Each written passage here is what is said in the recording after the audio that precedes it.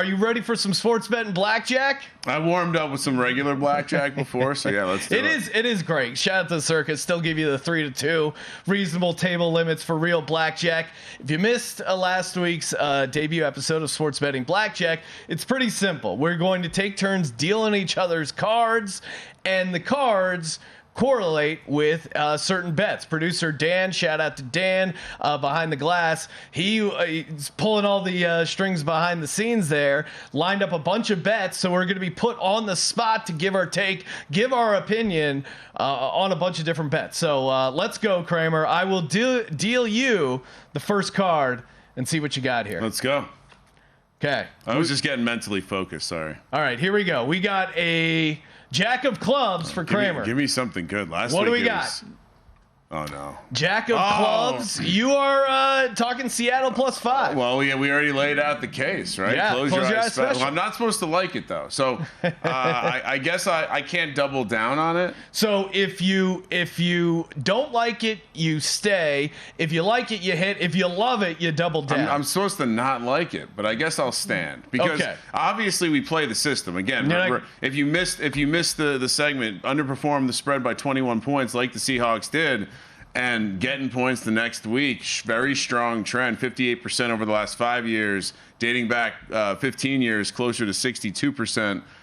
So yeah, come on, give me that's an easy stand, Sean. Here we go. 5 of diamonds. 5 of diamonds. Let me show off I got a 5 of diamonds. No cheating here. Cleveland -2.5. I am standing. Ooh. Because I'm on the other side. I like Pittsburgh +2.5. If I was going to talk myself into Cleveland -2.5, if I'm trying to make the best out of the hand I'm dealt here, playing the Browns -2.5, I would say Nick Chubb running the ball against a Pittsburgh defense that really was a sieve there with Christian McCaffrey, Cam Hayward out. So if the Browns are to cover 2.5 as a road favorite, which I'm skeptical they're going to do, but that's the hand I'm dealt. I'm going to say it's going to be Nick Chubb pounding the rock. I'll give you an assist too.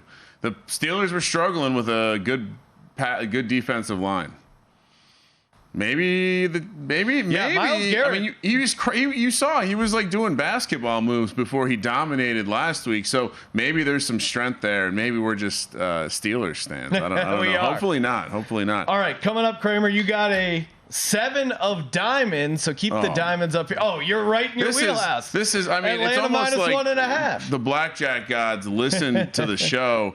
I laid out the cases. I think the last way that I would articulate why I like this is I think there were a lot of, and kind of a theme of week 2 is a lot of teams coming off games that are just general situations that are either good or bad for that team, whether it's the Buffalo Bills always getting kind of held down by the Jets defense, or it's the Packers always dominating the Bears.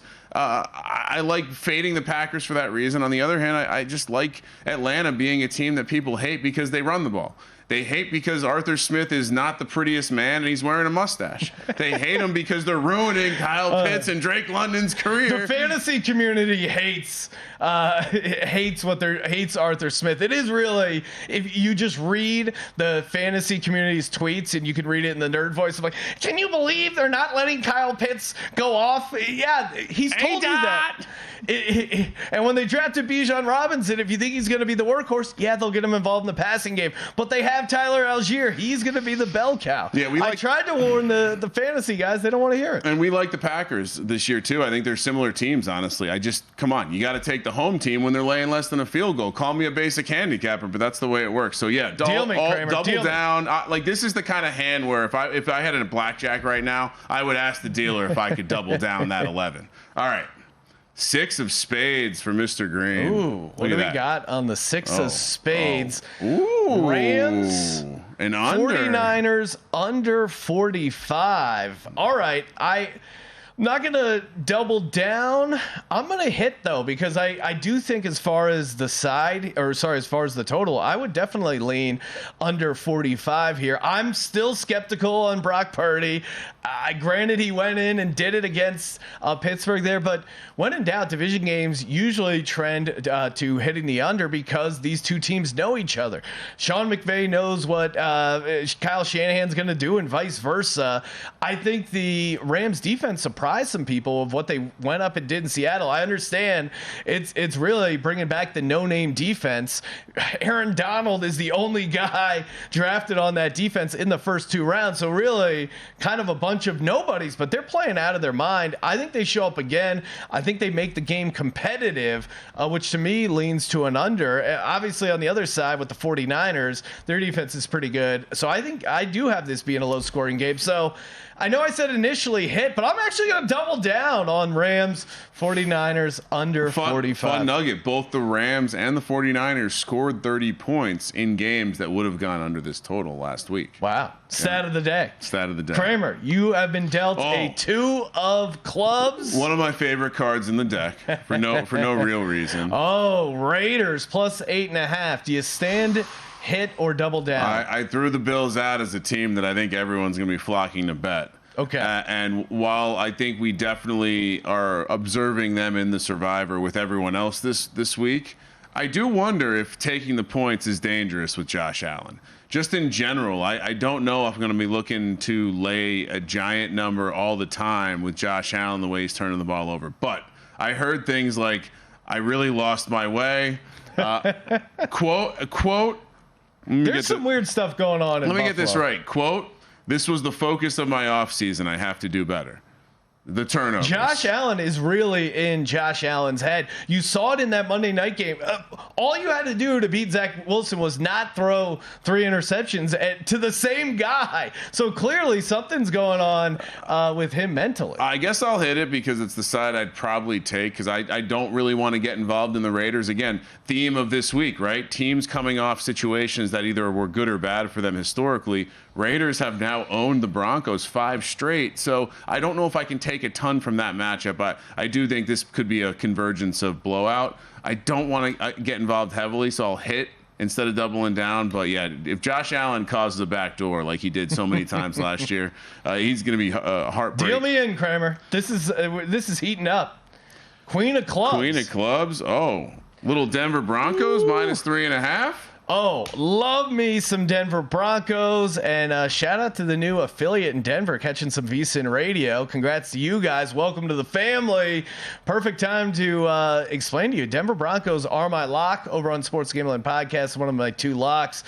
I really like the Broncos at home here against this Commanders team. One, you're getting to fade the Commanders. Sam Howell making his first road start. Sam Howell that kind of struggled against the Arizona Cardinals. This was supposed to be essentially a homecoming game. You were supposed to destroy the Arizona Cardinals. That Broncos defense is really, really tough. Also, at elevation early on in the season, September is a great time for the Denver Broncos at home. This is a really tough spot for the Commanders. I think the Broncos roll. We'll get into it more, but yeah, give me the Broncos all day laying 3.5. Double down on the Denver Broncos minus 3.5. Kramer, dealing you 8 of clubs.